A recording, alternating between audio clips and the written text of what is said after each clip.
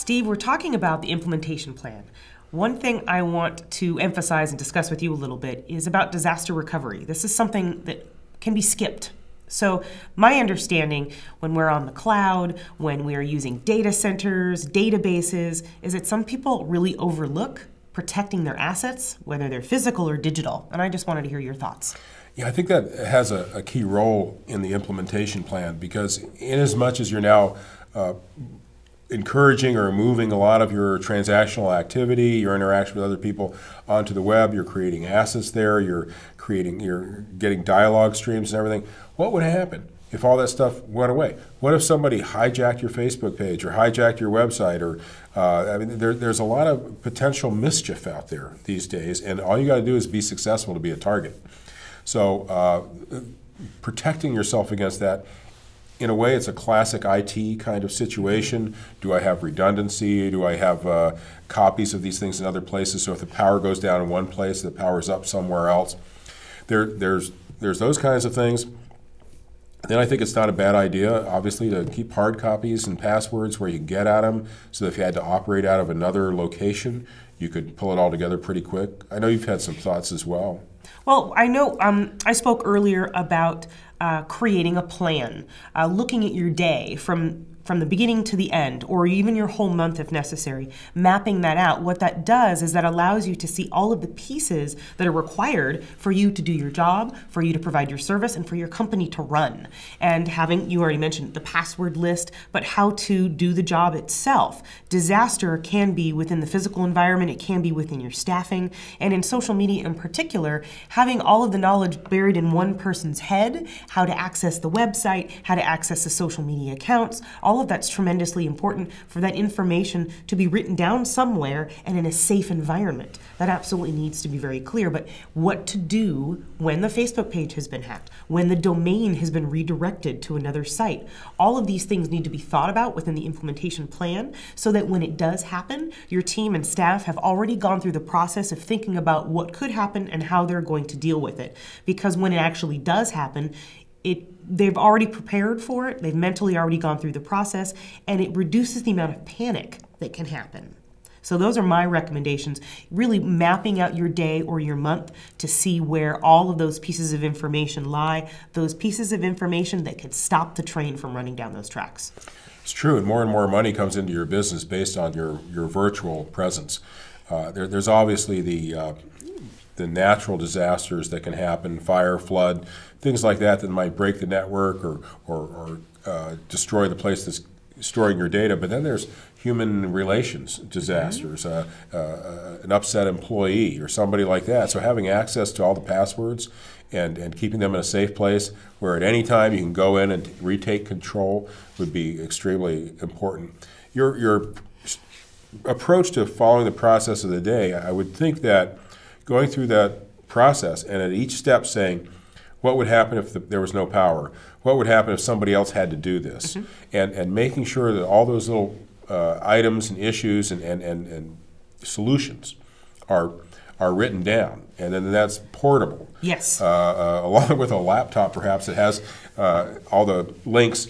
That way you'd have a portable virtual connection, so that if something happened in your primary place of work or whatever, you could pick that up and go somewhere else and be back online. I think of it very similar to the emergency kit, the map that gets you out of a building during a disaster, all of those things that need to go. This works in your personal life as well as in your professional. What are you going to grab and go with when something goes wrong?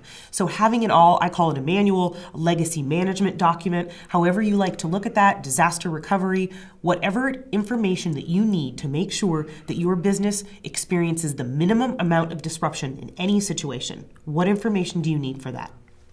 And a lot of this goes back to the contract you have with your website manager and that sort of thing. But I noticed a situation not long ago that a company was offering an insurance policy that if somebody mimicked your website, they would prowl the net to see if anybody was mirroring your website. And if you're in a transaction-heavy business like gold, silver trading or something where people 800 number and large amounts of cash go, someone mirroring your site could take a lot of money from people over a short period of time, not to mention ruin your reputation. And if your entire business is online, that would be terrible. So having a company that's out there that's perpetually surveying the internet for any site that looks exactly like yours might not be a bad idea. There's a disasters in the sense of loss of data, loss of ability to do business, and then there's customer service disasters, and there's people saying awful and nasty things about you. And I think we deal with that more in customer service and that sort of thing. But these are real disasters too. This is crisis management. Crisis and this management. is a whole new category in the online world. What are you going to do if somebody takes one of your accounts, hacks your website, redirects, slanders you in a very, very public way? Crisis management is tremendously important. We saw this with BP flooding oil into the ocean. We saw this with Domino's. We actually did not see this with United Airlines when a video went up on YouTube about United breaks guitars. Oh, yeah. There's something like 30 million hits on that video. Their stock dropped. What is your company going to do? Should you be splashed across the cover of every newspaper? Should you be involved in some major scandal or issue, whether or not you are responsible? This is also disaster recovery. How are you going to save your brand name? Well, yeah, there's so much irresponsible damage could be caused so quickly by somebody who wants to overstep. I mean, if you really did something wrong and it gets out there, well, that's your problem, and you still need to manage it. Mm-hmm. But if you didn't do something that wrong or someone exaggerates something, either way, you got to get in there pretty quick. So I would think on the implementation plan, in addition to the disaster recovery of the natural events and perhaps some of the human resource events we talked about, there also needs to be a kind of a how-to crisis management thing that may identify some resources and sometimes some steps to go through to move real quickly. Absolutely. There's one obstacle and area of reticence that I hear regularly as we are starting to move more web-centric. We're moving to the cloud. We're using software as a service. The concern about the safety of data, and that's a valid concern. The one thing I like to mention is that smaller businesses that may not have a large IT staff, may not have their own dedicated servers, may not have the ability to do that, are using desktop computers and a small handmade network, if you will. The concern is how secure is your system if you're not on the cloud? How secure is your local system? Someone hacking customer data? You've got viruses, you have Trojan horse, you have malicious, you have worms, you have all kinds of bad things that can happen to your system. So I like to say that when there's a concern about the cloud, because the cloud has major compliance issues that they have to hold true. So your desktop or laptop-based small business may not be as safe as the cloud. Security, data security is one of the top 3 items any corporate IT department deals with all the time. But I think what you're suggesting here is that small businesses, especially as they go more on the internet, it's going to become increasingly important to them. What avenues do they have to deal with that? Are there contractors or vendors they should consider? Everybody needs to evaluate their system, their needs, how much of their IT budget can be dedicated to secure servers, etc. It may be that they want to rent server space from somebody like Rackspace or Amazon. They now have the ability to outsource your IT department. This is something to look at, what your specific needs are. Also, your own compliance needs will come into play.